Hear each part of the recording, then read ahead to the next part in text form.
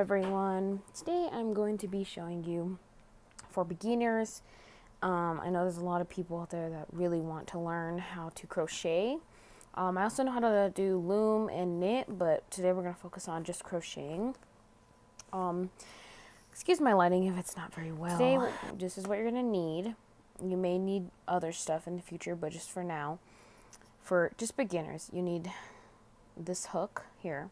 One of these hooks, it doesn't matter. I have multiple different ones. I have plastic, you can get wood, you have metal. Metal is my favorite, especially the grip, because if you're doing it for a long time, your hand tends to cramp. In this right here, you can sometimes get like a blister right here, so it's good to have a grip instead of just a raw needle like that. Red Heart Super Saver Jumbo. You can make blankets with this, hats, beanies, anything you really want. This is the color. This right here, a lot of people wonder what this is, but it shows you pretty much, it shows you all right there, where the yarn particularly comes from, what side you can get it out of, which is very easily. When I first started crocheting, I was just like, I'm just going to unyarn it from the whole thing, and it's just such a hassle to have to do that, so it's very good to do it from number 2 instead of number 1. And then, right here we have the size of the yarn, which is as big as this right here. And then the size of the hook, which would be this right here. See how it looks the same? So, right here it says you can have 5.5 milliliter. People like to go smaller. Some people like to go bigger. I like to stay kind of in the middle because this is a 5 milliliter. All depends on your grip. If your grip is tight, you want a bigger needle, because your needle will help your grip. You know what I mean? So if you're tightly and you haven't gotten it down how tight to really grip it, you're going to want a bigger needle, because that will help with that. If you are too loose on your gripping, you're going to want a smaller needle. And if you're just right, if you feel like you're just right in your work comes out to being very good, you're going to want just a normal sized one, just like this. And here's the size right there. You can get these online. You can get these at Walmart. It doesn't matter where you can get them. Let's see if my camera will focus on this needle. There's also grips that you can get. This black one right here. I'm not sure if this really one comes off, but there are some that does. Anyways, then there's this one we're also going to be using today, since we have, we want to see a darker color so you can see what you're doing. For beginners, particularly you want to start with a very light color, especially because you want to be able to see your stitches. The shade when you're doing it actually helps. The shades of it will help. Darker one you're going to want to focus on when you start to get the hang of it. So you're also going to want some scissors handy, because you need to cut your yarn, obviously. So here's the white yarn we can use today. But today I'm going to use the black yarn, since we have a white, kind of white setup here. And this is what you do. I've used some of this already. So what I'd like to do when I've already used some is, see how this is already, out? What you normally have to do is a clump, and you pull it out, and then you untangle it or whatever, and then you use it. I've already used this on some of a beanie, so it's already able to pull out like that. So I just wrap the excess around, and then I'm able to just get it undone. So anyways, you got your yarn. What I like to do is pull out some like this. It helps a lot, so you're not going back and forth. When I was learning, I found myself getting really tangled up in this stuff. So you got your hook, you get your any selective yarn. Like I said, this is for beginners. You want to use acrylic, because acrylic tends to have a more solid feel. It doesn't just fall apart, you know what I mean? Like it says right here, and you cannot iron, no heat to it. You can wash it, but you cannot put heat to it, because acrylic is pretty much, plastic. So here's those. And so what we're going to do is we're going to start our slip knot.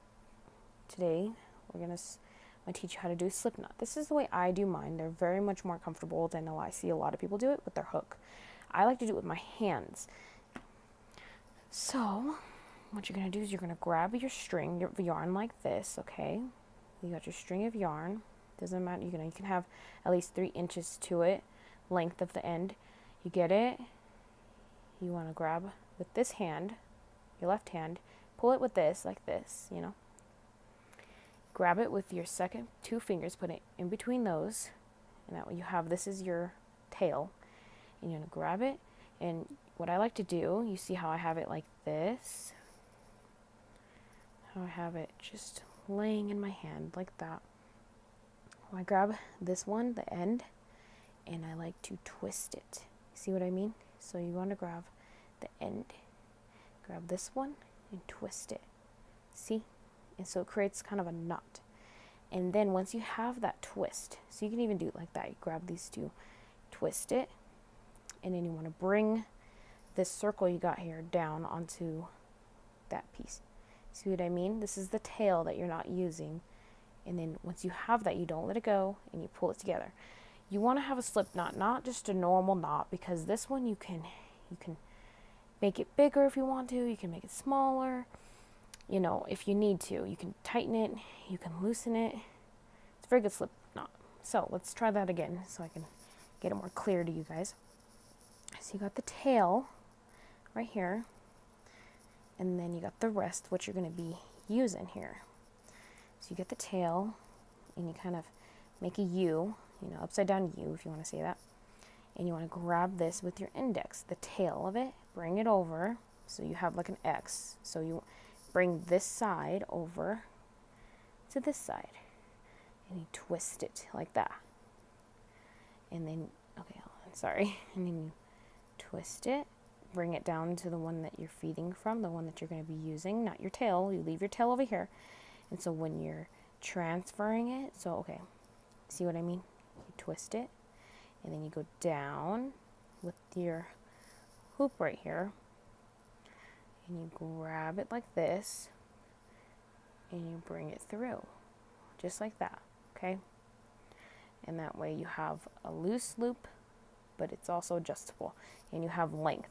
This length will be, if you're making a beanie, this length right here will be very, you're going to need that to be able to tighten the top of your beanie if you're making one. Today I'm going to be showing you how to just do some stitches, you know, some easy stitches if you're trying to do a blanket. The granny square we can start with right now. So you want to put your hook, get your hook that you have here, your 5mm hook, and you want to stick it in the slip knot and tighten it to as much as your needle needs, just like that. See how it's nice and gripped on there like that? Then you want to, this is the way I grip it, okay? You can have different types of grips. You don't have to have the same grip as me. This is just the way I found it easier. Okay, so I get my yarn. This is how I grip my yarn. This is the yarn you're not going to be really using. It'll just get in the way. So you don't want to have to, I've accidentally actually got this stuff mixed up and accidentally using this, and then you run out and you're like, whoa, you know, what the heck happened? So you want to definitely hold that with your other hand so you don't end up doing that. Just leave it loose though. Don't have it too tight. So loosen it up. You always got to have a nice, you want to have a firm grip so nothing slips out of place, but you also want to have a loose look. You know what I mean? So what we're going to do is you're going to hold that with your hook. Hold your 2 fingers and just, your fingers are going to be doing this anyway, so you might as well just put your hand in there like this. And then you're going to, then you're going to go like this, and then you want to hold this, because if you're going to be making a chain link, this is how you do a chain. So you do one. So what you do is you wrap it over. Like I said, be loose, because if you're going tight, that's what's going to happen. You see what I mean? If you go too tight, it's going to go like that, and then you're not going to know. You're going to be like, whoa, what happened? So you want to have a loose feel, but you also want to hold it. Like I said, you will eventually find the way you're going to hold it, how tight, how loose, it doesn't matter. You know, you'll find it in your own when you keep getting used to it. So you wrap it over, and what I like to do is with my 2 fingers, I grab this part and I like to just let it, pull it through, and then you just hold it, pull it through again, pull it through, and you just keep doing that. See how you go over, pull through, just like that, see? And then you just keep going, okay? If you're making a blanket, if you're making anything longer than a granny square, then you want to just keep going with this chain link. So that's what a chain link looks like. I don't know if you can see that very well. The way that chain link is coming out. So I'm going to restart so we can try to get this granny square down. I'm just trying to show you guys how to do a chain link, because that's like your first, that's like your, that's the first thing you got to do, So for a granny square, so let me just start over so you guys can see what I'm talking about. I want to make this as easy as possible. So for a granny square, you do your slip knot. And again, you want to make sure this goes over here, down, and you pull through, and you got your slip knot. Okay? Then you want to put your hook through, just like that. Okay? And then what you're going to do for a granny square is you're going to chain 4. So that chain I just showed you how to do, you just do that 4 times. Well, technically you do that 5, and it's okay if you mess up, Practice makes perfect. So even if you mess up just a little bit, see how I messed up just a tiny little bit, it's fine, just pull through. You can even just start over. Patience is what you have to have. You can't just get upset, it's a really good therapy thing. So we're going to redo our slip knot. Then we're going to pull through, make sure that doesn't get all crazy again, pull through. So there's 4, right? We got 4 chain links. So now we're going to turn it. You're going to turn your work, and we're going to combine right here. See what I mean? And you don't want to get this hole mixed with this hole. This hole right here is just connected to a stitch. That is not the hole you need to go in. So anyways, a lot of crocheters like to, this is the tail, like I said, a lot of crocheters like to kind of let this go, put it on that side, and then go around and pretend that that doesn't exist. No, what we want to do, so we don't have that at the end, and it's okay to if you have a little bit left after, but what we want to do is we want to sew this in there, like crochet it in, so we don't have to worry about it later. So what I like to do is, now we're going to go from that, and then we're going to chain 3. Okay, so we're going to go 1. So we just chained 4. We combined it with a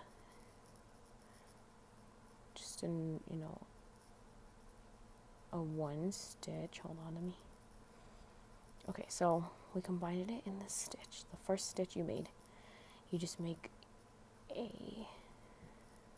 just a stitch. You just pull through, you know what I mean? So then you go 1, 2, 3 single crochets.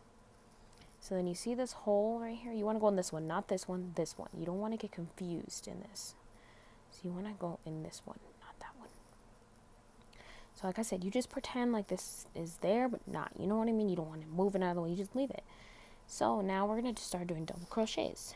And how I'm going to teach you how to do that is, so you have this right here on there, right? So double crochet is pretty easy. It's just the same as a single crochet, but it's double. So what we're going to do is we're going to loop 1 like that, go in, pull through, okay? And you see how you have 3 loops. Then you want to go over. You see how this is? You want to tighten it up a little. Go over, pull through, go over. Hold on, hold on. Okay, so you want to go over, pull through 2, pull through 2, And for a granny square, you're going to want to do 3 of these. So you got this. I also forgot to mention, I'm so sorry, that the 3 single crochets that you did right here is going to be considered a double crochet for just now, because that's a it's to grow, to make it bigger. So then you're going to go in again, and you're going to do pull through. Those are 2 double crochets. Okay, and then what we're going to want to do is make a corner for a granny square. So we're going to go pull through 1, just single crochet 1, single crochet 2. If you want to make a bigger one, you can single crochet 3. So we'll make a bigger one. Single crochet 3. Okay, so we got 3 and then 3 single crochets. So then we're going to go right back into that circle, just like that. Pull it out, single crochet, or we're going to double crochet, sorry. Double crochet into 2 loops, double crochet in another 2 loops, another double crochet, double crochet into 2, double crochet again, 2 loops, 2 loops, then we're going to go in single 3.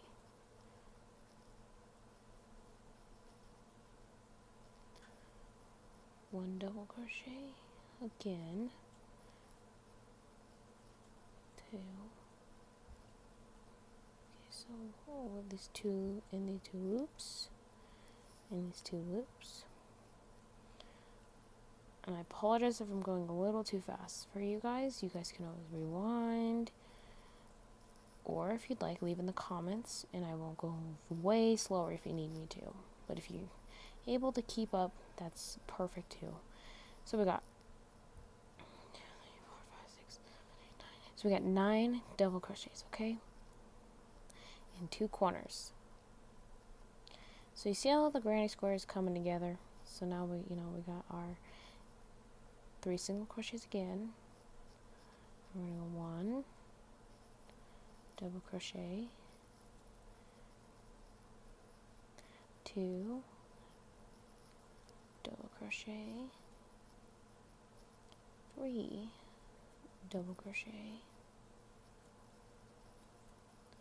2, 3. Okay, so this is the part that we really have to focus on, because we just made our the begin of our granny square.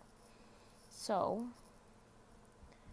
just like this. So you see how I'm gonna explain to you why I kind of sewed this in on the back. You see how it's kind of sewed in? Well, when I'm done, we're going to be able to pull it tight, the hole like that. See?